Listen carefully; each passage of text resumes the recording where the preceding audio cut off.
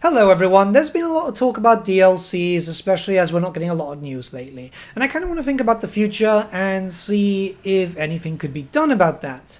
One thing I've been thinking about is how the DLC system has been working for Total War Warhammer 3, where we've had 1v1v1 plus one free Legendary Lord.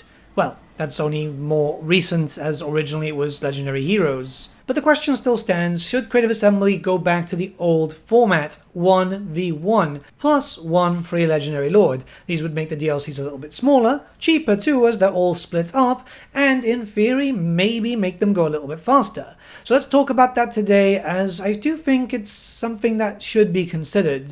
But before anything, a big thank you to our sponsor, Instant Gaming. Instant Gaming is a website where you'll be able to buy games at discounted rates. Video games are definitely getting a lot more expensive, especially after the recent announcement of Outer Worlds being $80 for a base. Yeah, that's absolutely ridiculous, so it's always best to get yourself the best deals that you can find. Instant Gaming has loads of deals, even games that are on pre-order, so don't pay ridiculous prices and get yourself a deal. Not only that, but we do have a monthly giveaway going on for the month of June. All you need to do is click on the link on the description below and sign up, and then just click participate. You don't even have to make a purchase. This is a company I've been working with now for about a year, actually. I think this is the year mark, and it's been a company that I myself use, so I trust them completely. Making a purchase using my special link in the description below also supports the channel at no extra cost to you. A big thank you once again to Instant Gaming for sponsoring this video. Now let's return to our regularly scheduled programming. Alright, so DLCs right now are taking about 8 months, which is less than ideal considering that it does mean 1 to 2 DLCs a year. People do want DLCs for this franchise because there's still a lot to be added in. My theory is that they overextended themselves with this new format of 1v1v1 plus one free Lord. Ever since Shadows of Change, and this is from the very beginning, not including the addition units and obviously the extra patches that it's gotten. It's clearly harder for CA to do these DLCs, and I can see why. Because now they're dealing with 3 major factions being updated, 3 races, and they need to look over all that type of potential source material, talk to Games Workshop about it, get it approved, then their own stuff internally. And if you look at these DLCs, if you look at Shadows of Change, Thrones of Decay, well, not so much Thrones of Decay, but Omens of Destruction very clearly, some of the factions got the shorter end of the stick. When it comes to Shadow of Change, I would argue that both Kislev and Tzeentch kind of suffered there more than Cafe. Cafe was pretty solid in both interpretations of the DLC. The character was decent, there was a lot of fun units.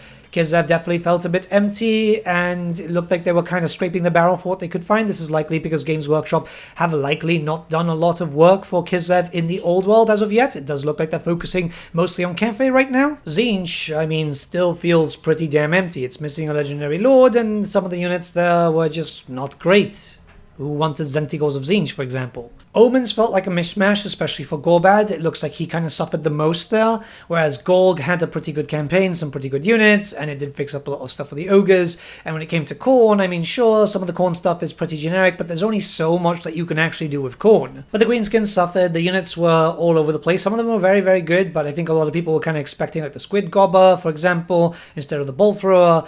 Not a lot of touch-ups to the Greenskins. Garsonic got a little bit of an update, and Wurzag got a very fun minor rework, but it's definite that the Greenskins did suffer there. Warhammer 2 DLCs were a little bit spread out closer to the end of Warhammer 2 more than anything else, but in most cases they were every 4 months or so, which meant that content was coming out at a pretty good speed. The problem that Warhammer 2 had with its DLCs is that one faction got more love than the other. And it's kind of noticeable here, but I think it's less so because it's a bit more spread out due to the fact that there's a third faction. But if we go back to Warhammer 2 DLCs, I'd say that the spread was pretty decent. You know, the Hunt and the Beast was okay. It wasn't the best one. If anything, I'd say that that was the worst DLC for Warhammer 2 in terms of Lord Pack.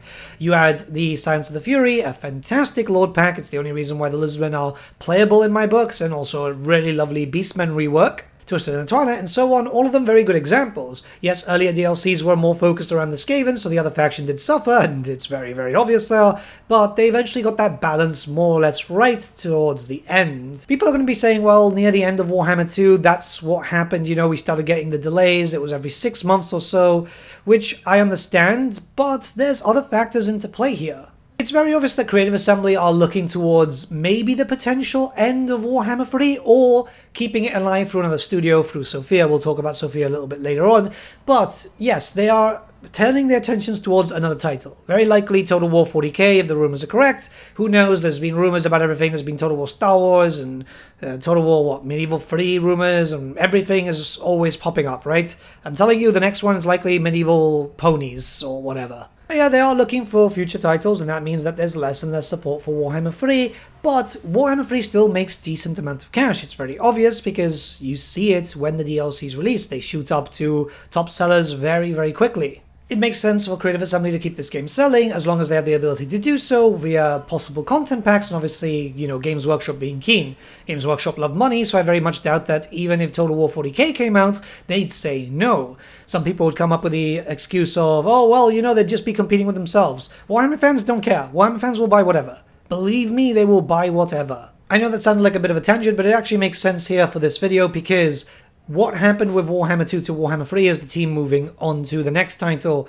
This is also likely happening where the Horsham team is moving away on to the next title, but we have CA Sophia now. We don't know how much exactly of CA Sophia is working on Warhammer at the moment, but it does seem like a fair amount given the interviews. Personally, I would have said that it would probably be a better idea for them to do a 1v1 rather than jumping into a 1v1v1, mostly because, yeah, it's a lot of work, especially from these guys that are mostly historical when it comes to creating stuff like, well, Pharaoh, Troy, and so on. I'm not doubting their ability. They've done well so far with what we've seen in Omens, and I can't wait to see what's happening in Tides of Torment, considering that that's got my faction in there. But it is definitely a giant leap from going from a historical franchise to something so otherworldly and complicated as Warhammer. A lot of the monsters that we do have here make no sense, you know? The designs are obviously very weird and it does require a lot more work. Alongside that, hopefully, there's a lot of Warhammer fans when it comes to CA Sophia, because the lore needs to be taken into account when creating these units, and Games Workshop will very much be involved there.